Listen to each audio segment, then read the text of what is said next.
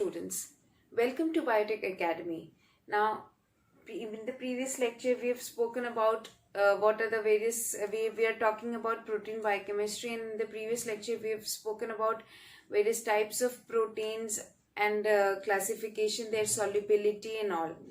Now, in this lecture, we'll talk about some of the important proteins and how they are formed within the body and what are the various functions that these proteins, these specific important proteins perform. So, first is collagen.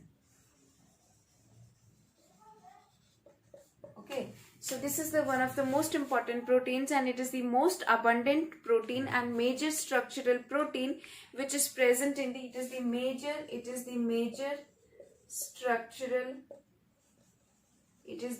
structural protein which is present in the extracellular matrix, ECM. It is the most abundant protein which is present in the ECM, and it is the most abundant, it is also the most abundant protein. It is the most abundant protein in vertebrates. So collagen, it is the major structural component, major structural protein which is present in the extracellular matrix, and it is the most abundant protein found in the vertebrates. Now, typical molecule is, it is long.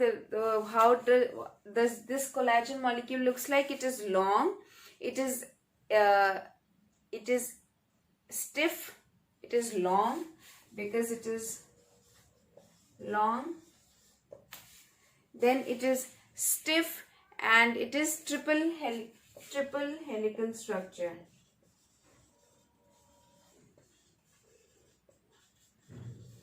Okay, so it is long, stiff, and it has a triple helical structure, and it is also provides structural because it is the structural protein, so it is very hard. Okay, so the fundamental unit of which this collagen molecule is made up of, the fundamental unit is called Tropo Collagen. So the fundamental unit of this collagen is known as Tropo Collagen, and the length is approximately 300 nanometer. So the length of the Tropo Collagen is how much? It is of 300 nanometers, and this Tropo Collagen, because this collagen molecule, it is triple helical structure, so it is made up of 3 polypeptides. It is composed of 3 polypeptides. It is composed of 3 polypeptide units, which are alpha chains. Okay, and these alpha chains, called alpha chains, and these alpha chains, they are left-handed alpha helices. These are left-handed alpha helices, and it is repeating unit is 3 amino acid residues, which is glycine, X and Y. Okay, this is the repeating unit which is present in these 3 polypeptide chains, of which this tropocollagen is made up of, and this is glycine, X and Y, where X is 3 or 4 hydroxy. This is 3 or 4 X is 3 or 4 hydroxyproline, and Y is hydroxylysine, 5 hydroxylysine. So once again, this fundamental unit of the collagen is tropocollagen, which is 300 nanometer. It is composed of 3 polypeptide units, which are called alpha chains, which are left-handed alpha helices, and the repeating unit in these 3 polypeptide chains are 3 amino acid residues, which is glycine, X and Y, where X is either 3 or 4 hydroxyproline, which is a modified proline residue, and Y is 5 hydroxylysine, which is modified lysine residue. And these two modifications, hydroxylation of proline and lysine, is carried out during post-translational modification. So the hydroxylation of proline or lysine residues occurs during post-translational modification. So when this protein is being synthesized, when these polypeptides are synthesized, once the entire polypeptide unit is synthesized, after the synthesis of the entire polypeptide chain, then these proline and lysine residues are modified. Hydroxylation is carried out by two enzymes. So the two enzymes which carry out the post-translational modification and addition of hydroxy group to these proline and lysine residues are prolyl hydroxylase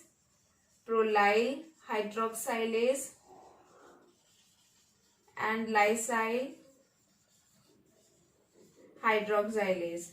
So these are the two enzymes which carry out the hydroxylation of proline and lysine residues after the polypeptide chain synthesis, after the completion of the polypeptide synthesis during the process of post-translational modification, so as to form the correct polypeptide, which these hydroxylation of these residues are very important for further attachment of these three helices and forming the complete folded structure. So remember, when we were talking about protein folding and unfolding, we spoke that there are specific all the proteins have specific three-dimensional conformation, and these three-dimensional conformation is very essential for the proteins to perform their destined specific task. So unless and these hydroxylation is extremely crucial for the attachment of the triple helices to these three helices together to provide stiffness and provide rigidity to the collagen molecule. So these are the two enzymes which carry out the hydroxylation process. Now, and these to carry out the hydroxylation process, these enzymes require vitamin C or ascorbic acid or ascorbate as a cofactor. So there are certain enzymes which carry out their task on their own. There are certain enzymes in the body, they require certain cofactors or additional molecules for them in order for the enzymes to perform their activity, and these cofactors are essential, and we'll discuss about these cofactors in detail when we'll talk about enzymes. So for now, you must know that the cofactors are essential for the enzyme to perform its activity, and the lack of the cofactors, it becomes difficult for the enzyme to perform their task.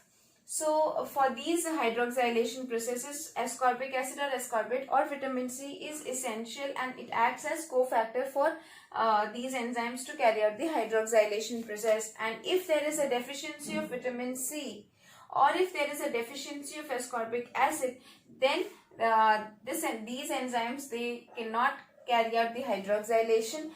Further, there will be lack of collagen or lack of structural component in the body, and then again there will be certain disease manifestations. And what disease manifestation occurs due to the lack of vitamin C? It is scurvy. So deficiency of vitamin C, the disease is scurvy. And what happens in scurvy? In scurvy, there is a lack of collagen in the body, because it affects the structure of the, it affects because there is collagen is not properly formed, or the three polypeptides which are folded to form the collagen, they are not interlinked correctly, properly, because of the lack of the hydroxylation of lysine and proline residues. So deficiency of vitamin C leads to scurvy, which is where there is lack of collagen. Okay, and what these hydroxylation process does, the hydroxylation of lysine and proline residues, they are important for the cross-linking of the polypeptide chains, and these form intra and intermolecular hydrogen bonding to connect the three polypeptides together. And because of the lack of vitamin C, which is a cofactor, then these hydrogen bonds or the bridges or the cross-linking is not properly formed, and which leads to the lack of collagen. There is a deficiency of tropocollagen, there is lack of tropocollagen molecules, and further the collagen is not there, and because of the lack of collagen, there is impaired synthesis of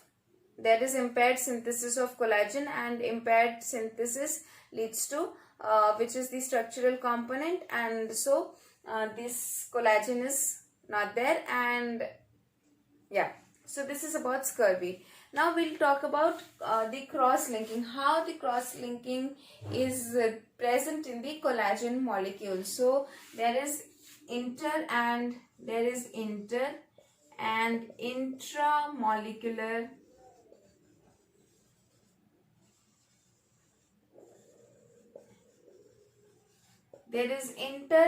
intramolecular cross-linking which occurs in the collagen molecule, which is composed of three polypeptide units. So basically the three polypeptide units, they are linked together to form the collagen molecule.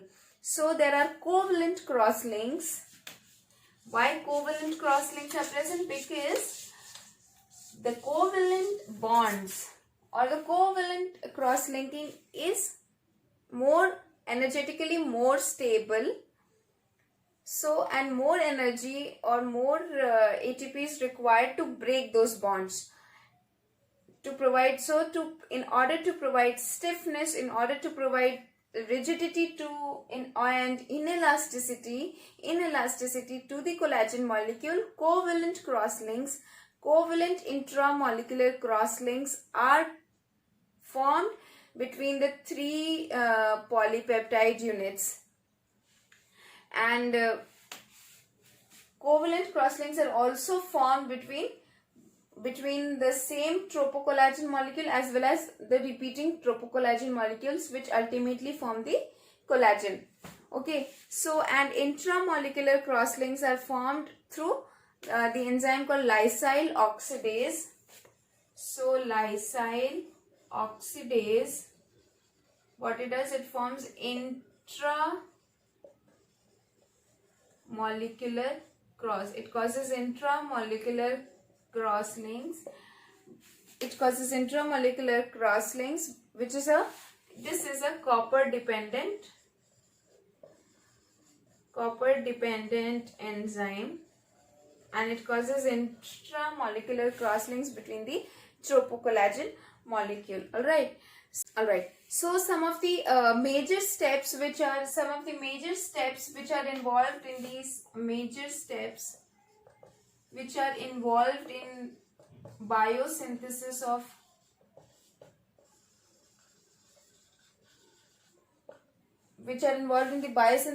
collagen are: the first step is the synthesis of the polypeptide unit. So synthesis and entry of the polypeptide chain. Synthesis and entry of polypeptide chain into the lumen of rough endoplasmic reticulum for its modification into the lumen of rough endoplasmic reticulum. So the polypeptide synthesis or the protein synthesis is translation process is carried out in the ribosomes, and ribosomes are present on the attached on the surface of the endoplasmic reticulum, which is rough endoplasmic reticulum. And once the polypeptide synthesis is complete in the ribosome, these chains enter into the lumen of the rough endoplasmic reticulum for the modification. So here there is the next step is hydroxylation of proline and lysine residues. Hydroxylation of proline and residues, then it is followed by glycosylation to provide stiffness, and in so after these hydroxylation and glycosylation, these are the post-translational modifications which occur in the lumen of rough endoplasmic reticulum. After the glycosylation, there is formation of triple helix tropo collagen. So formation of triple helix tropo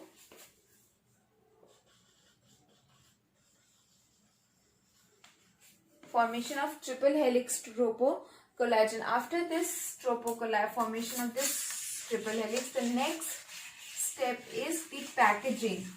Okay, so the next step is these tropo collagen molecules, they are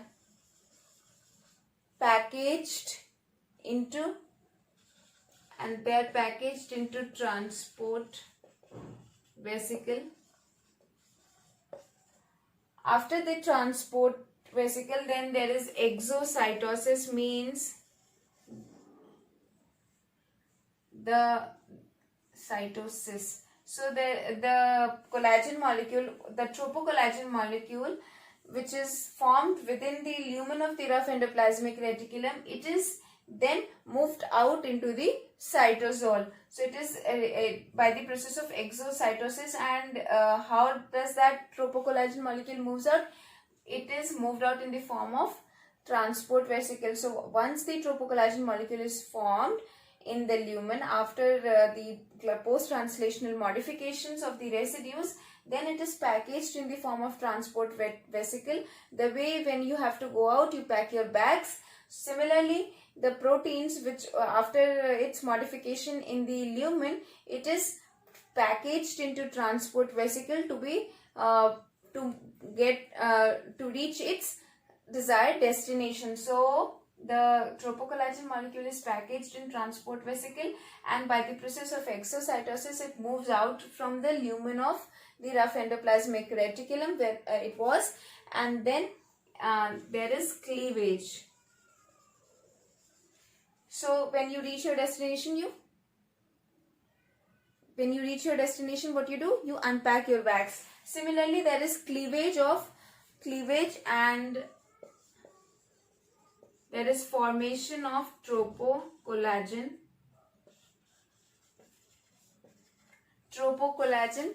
at the destination. Then there is lateral cross-linking. So once the tropocollagen molecule is in the extracellular matrix, there is it requires cross-linking. So there is cross-linking. There is cross-linking of there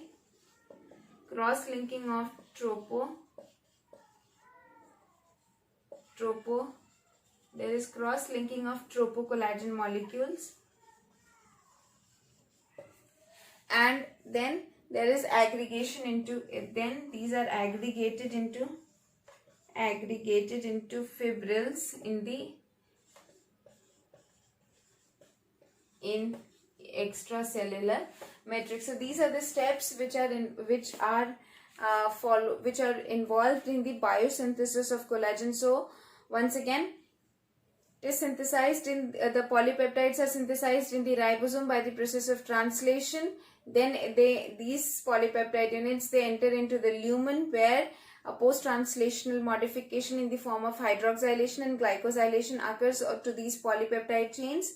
Then these polypeptide chains, what they do? after the post-translational modification, they are packaged into transport vesicle, where by the process of exocytosis they are moved out in the cytosol, where there is cross-linking. It forms tropocollagen formation. There is cleavage and formation of tropocollagen. So there is interlinking of the 3 polypeptide units to form the tropocollagen. Once the tropocollagen is formed, there is covalent cross-linking among the various tropocollagen molecules to form a long fibrous structure, which is the collagen. So these are the steps which are involved in the biosynthesis of collagen. Now we come to the next protein which we'll talk about, and that is elastin. So the second protein for the discussion today is elastin.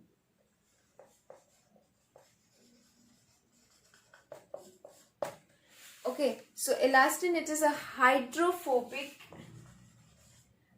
highly hydrophobic in nature. It is a connective tissue protein.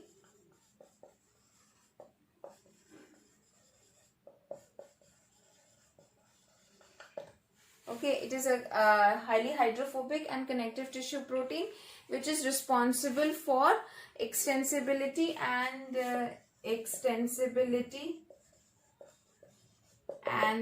elasticity.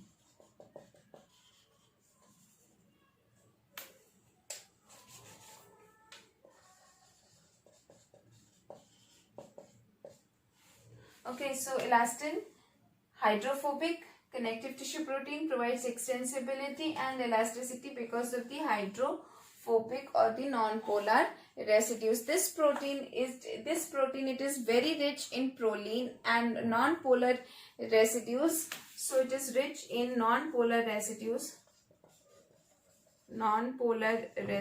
rich, and especially it has proline and glycine rich. Okay, so these two residues are very commonly found in this protein, and this protein, because it is hydrophobic in nature, so it is rich in non-polar residues as compared to the polar residues. So then, although the polar residues are there, it's not that it is only made up of non-polar residues. No, it is made up of non-polar as well as polar residues, but the percentage of polar residues is very less as compared, and the non-polar residues are more abundant in this particular protein which we are talking about, which is elastin. And there is hydroxylation of certain residues over here by post-translational modification, but glycosylation, unless like in the previous protein collagen there was glycosylation as well, but here glycosylation is not there, only hydroxylation of certain residues occurs. So hydroxylation of only proline residues is there. So hydroxyproline do exist over here, it is present, but glycosylation does not occur over here. Okay. Elastin is the repeating unit in this elastin is called Tropo Elastin, which is a 72 kilodalton molecule. This Tropo Elastin is a 72 kilodalton molecule, and it is largely composed of two short sequences that alternate along the entire polypeptide chain. One is hydrophobic segment. Hydrophobic segment is there, which is followed by alanine and lysine rich segments. So there is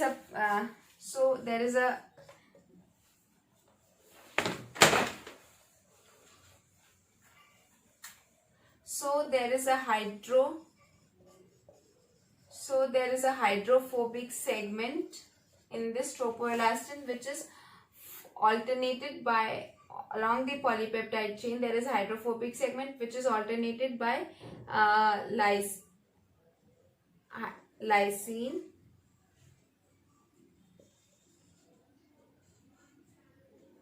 and glycine rich segments. Okay, this elastin, the repeating unit in this elastin is called Tropo Elastin, which is a 72 kilodalton molecule, and this Tropo Elastin, it is largely composed of two short sequences that alternate along the polypeptide chain, which is the hydrophobic segment, which is followed by short segments which are alanine or lysine rich segments, which is alternated by this hydrophobic segment along the entire length of the polypeptide chain. So what happens, how this synthesis occurs, how this elastin is synthesized in the body. So after the secretion from the cell, following the translational and post-translational modification after the polypeptide synthesis, then the residues of Tropo Collagen, they undergo oxidative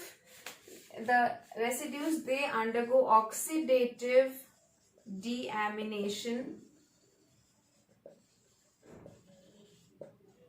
The elastin molecule, the residues in the Tropo Elastin, they undergo after the synthesis and secretion from the lumen of rough endoplasmic reticulum, the residues, they undergo oxidative deamination by enzyme called Lysine Oxidase. Okay, so this is the enzyme Lysine Oxidase which carry out the oxidative deamination of the amino acid residues, and then there is condensation of these and what they do, oxidative deamination forms lysine derived aldehydes and it forms aldehydes. So there is condensation of these lysyl, because there is condensation of these lysyl derived aldehydes after the oxidative deamination process. It results in the formation of desmosines, and it is these desmosines, cross-linked mature desmosines, which are highly insoluble and stable. So that desmosines are basically formed after the oxidative deamination and condensation of the aldehydes, which are lysyl derived aldehydes, which are formed after the oxidative deamination process. And it is the elasticity and the stability and the insolubility of the elastin molecule is because of the cross-linked desmosine molecules, desmosine. Now we come to the third and last protein for today's discussion, that is keratin.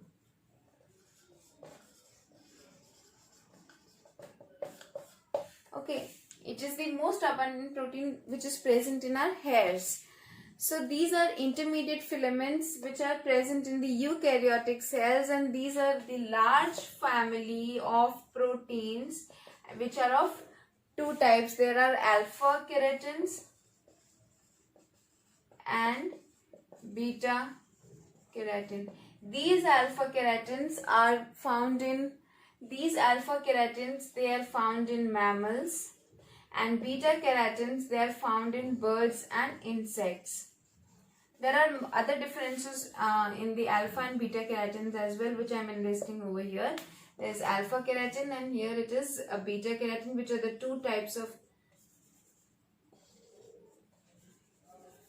keratin molecules. So alpha keratin is tough and it is insoluble, whereas beta keratin, it is soft, okay, and it is flexible as well. Then second, it is alpha helix.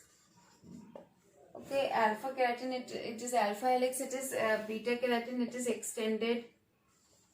extended chain, or it forms beta sheet kind of structure. And then here it is lysine rich. Alpha keratin, it is lysine rich, whereas it is alanine and glycine rich. Then alpha keratin, it is found in mammals, and beta keratin, it is found in birds and insects. Okay. And it is also found in reptiles. Beta keratin, it is also found in reptiles. Okay,